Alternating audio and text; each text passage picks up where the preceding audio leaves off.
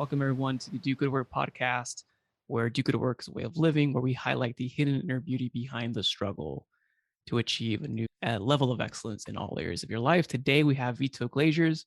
Vito is an American media entrepreneur, producer, actor, author, and international television personality, most known for his appearances on WeTV, Bravo, and Netflix reality shows. Along with his on-screen endeavors, Vito is highly regarded as an expert on news, TV, and film production and specializes in reputation management, public relations, and influencer and celebrity marketing. And his mission is to empower people and brands to tell their stories through news, media, and through influencers. Vita, how's it going, man? It's going amazing, Raul. Thank you so much. I wanted to just thank you for having me on your podcast today.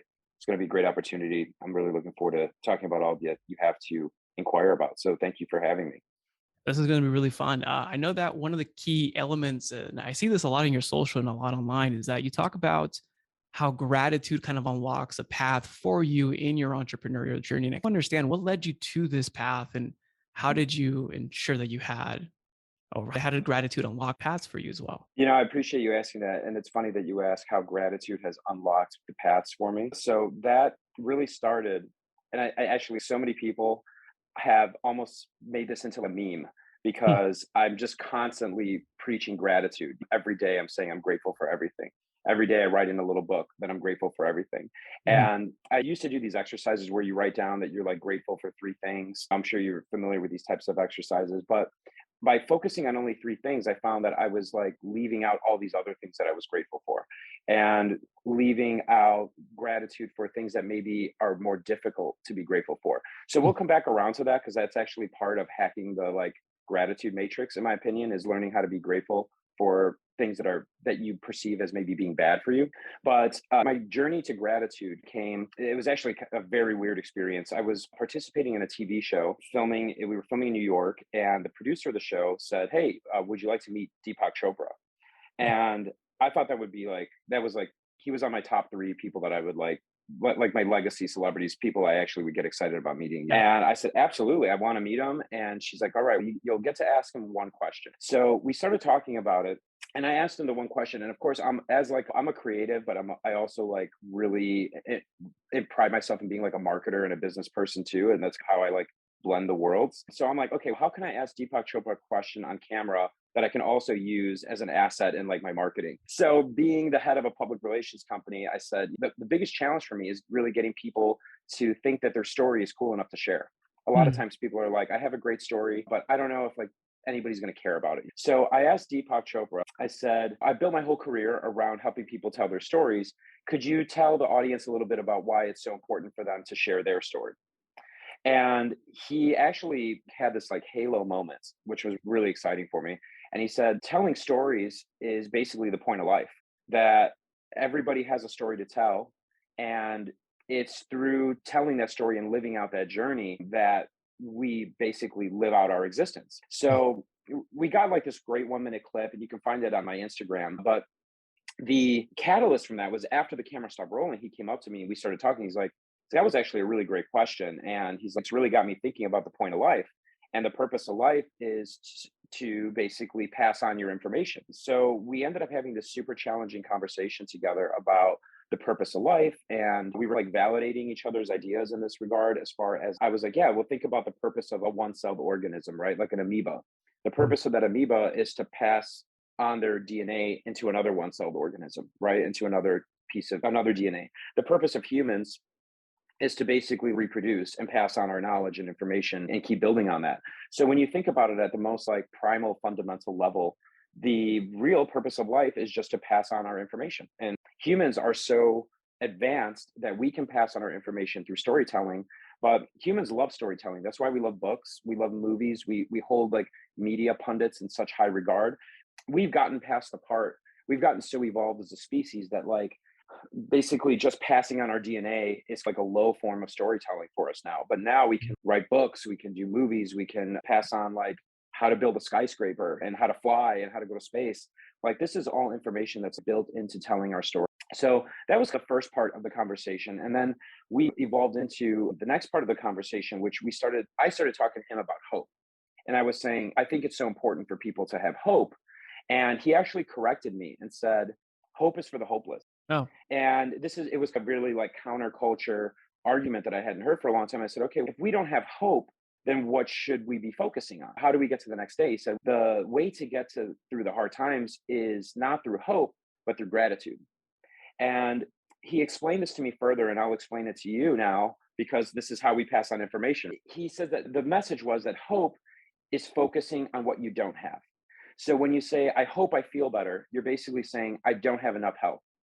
If you're saying, I hope that I get rich, then you're saying, I don't have enough money. But if you're grateful for what you have, when you're grateful, you're focusing on what you do have. And the more you focus on what you do have, the more God or the universe or whatever deity you want to leave the burden of blessing you with is that when you're grateful for what you have, God will give you more to be grateful for because it's like in a relationship. Think about yourself. You're in a relationship with your significant other, and every day you wash the dishes or do something you don't want to do. Let's say every day you wash the dishes and they say, thank you so much for washing the dishes. If you see that they're grateful for that, you're going to keep doing it. mm, But if you wash the dishes every day and then you go to them and they're like, oh, I don't care if you wash the dishes or not, you're not going to continue putting that same effort into that because you're not getting the gratitude for it. So you're therefore not basically seeing the value in continuing to do it, right? That is where the gratitude matrix hacking started for me was in basically being grateful and focusing on what I did have. mhm. And it's really easy in our like social media world to see all the things that we don't have, all the private jets we're not on, all the trips to Dubai that we're not on, all Yeah. the perfect features we might not have. And you could say, I hope I'm better looking. I wish I could travel. I wish I could do that. But obviously, we know a lot of that's manufactured. And by focusing on what you do have, by being grateful and saying, oh, I'm grateful that I do have these things. I'm grateful that I have, instead of saying, I don't have nine good employees, I wish I had nine better employees, say, oh, I'm grateful for the one I have. And I'm going to Mhm. expunge upon that. And that can play into like your systems that you develop. So, like, you develop these teams and these operating procedures. So, instead of telling people, like, yeah, instead of focusing on the problems of the nine people, focus on the things that the one person is doing good and figure out how to scale that. Yeah. So that's just like a baseline model of it. Now, I took it one step further and I really challenged myself for a year. I said, I'm going to figure out how to be grateful for everything. I'm going to figure out how to be grateful for traffic on the 405. I'm going to figure out how to be grateful that my grandmother got sick. I'm going to figure out the more negative the thing is, I have to figure out how to be grateful for it. Mm. And that actually led me to a point of I'm like in this like little space of enlightenment now where I'm really in my zone and my zen and I'm attracting like the highest levels of opportunities. I'm attracting the best people into my life. I'm attracting like I'm basically now build like architecting the life of my dreams because I'm focusing that every single thing that happens to me is actually a good thing to be grateful for. Because it's easy to be grateful if you get like a free Lamborghini. It's Yeah. easy to be grateful if you just like getting paid big money and doing hardly anything. But it's hard to be grateful for getting fired. It's hard to be grateful for losing a bunch of money on Facebook ads. It's hard to be grateful for getting sick. But if you can learn the process and genuinely feel gratitude for everything that happens in your life, that is where you really start to be able to unlock superpowers in your mindset. And I came up with this with like a little phrase. And the phrase is your disappointments lead you to your destiny. Finding gratitude in disappointments, if you can see those things as something that's leading you to a better place and not something to dwell on and not something to like allow to be a distraction, none of us are going to be in a position in life where every single thing goes perfect for us every day for the rest of our lives.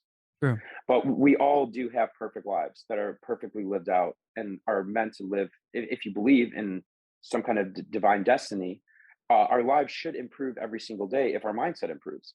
And so if you focus on negative things, you're just going to attract more negative things into your life. That's a really basic principle of the law of attraction. And if you focus on the good things, you'll attract more good things into your life. But if you can only see things as good things, then everything that comes into your life is the right thing. And then you just have to pick and choose like a standard operating procedure or like a team of employees. You just pick and choose the things that are worth putting more effort into. So if something isn't your absolute favorite, it doesn't mean that you have to not be grateful for it or that you have to like want it. If you get in a car accident, you don't have to say, oh, I'm so grateful for car accidents. I want to get in a car accident every day. You can just say, okay, I got in a car accident. I'm grateful that I'm okay. I'm grateful that I have insurance to fix the car. And I'm Yeah. grateful that I learned something that I'm not going to do that again. And that's going to lead me to a better place. That's true. That you just like knowledge drops so much that I do want to unpack a few things is like the Okay. three different segments of this from what I'm seeing. And so going back to storytelling, I think that is the most pivotal because there's stories that we tell others, but then the stories that we tell ourselves and how we live our life. And the stories that we tell ourselves paint the picture of how we're going to behave. And I think that's very powerful when you talk about storytelling.